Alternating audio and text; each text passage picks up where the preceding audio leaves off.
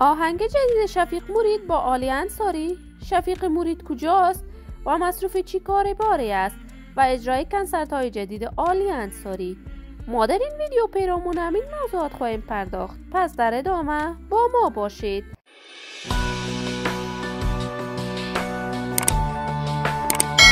سلام، شما را خوش آمدید میگم به کانال دنیا اینفو.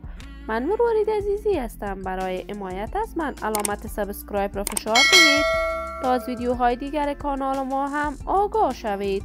عالی انصاری هنرمند خوش صدا، خوش سیما و تازه کار در میان هنرمندان افغانستان است. عالی انصاری از ولایت زیبای کابل است. وی تولد شده در ولایت کابل، اما بر اثر جنگ‌های داخلی در سن 5 سالگی افغانستان را به مقصد جرمنی ترک کرد. عالی انصاری اکنون در کشور لندن زندگی می کند.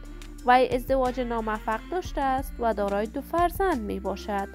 عالی انصاری تنها هنرمند خانواده ایشان نیست، بلکه تمیم ناله یکی دیگر از هنرمندان خوب کشور ما برادرش می باشد. عالی انصاری بعد از اجرای کنسرت در تلویزیون خورشید در سال 2015 و با سرودن آهنگ‌های محلی در میانه افغانستان، چهره‌اش و آوازش آوازه شد. عالی انصاری از جمله هنرمندان افغانی است که به زبان پشتو و دری تسلط کامل دارد و به این 2 زبان شیرین همیشه وقت آهنگ‌های خود را سروده است.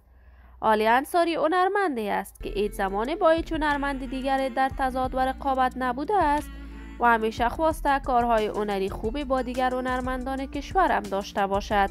اکنون عالی انصاری خواسته با شفیق مرید، یک تن از هنرمندان خوب کشورمان که همیشه آهنگهایش حماسی و برای میهن و کشورش بوده است، آهنگ دوگانه پشتوی ثبت کند. قرار است این آهنگ در شب‌های سال نو میلادی نشر شود. شفیق مرید مصروف کارهای تجارت و سرپرستی از یتیمخانه‌ای در افغانستان دارد. ما هم آرزوی موفقیت، سلامتی و کامیابی برای تمامی هنرمندان کشور خود داریم. دوستان نهایت عزیز، شما هم نظریاتتان را در بخش کامنت با من شریک بسازید. اگر تا هنوز دوست کانال من نشدید، پس برای حمایت از خواهرتان علامت سابسکرایب را فشار دهید. ویدیوهای ما را لایک نموده و با دوستان خود به اشتراک بگذارید. سلامتی شما آرزوی ماست. تا درودی دیگر، بدرود.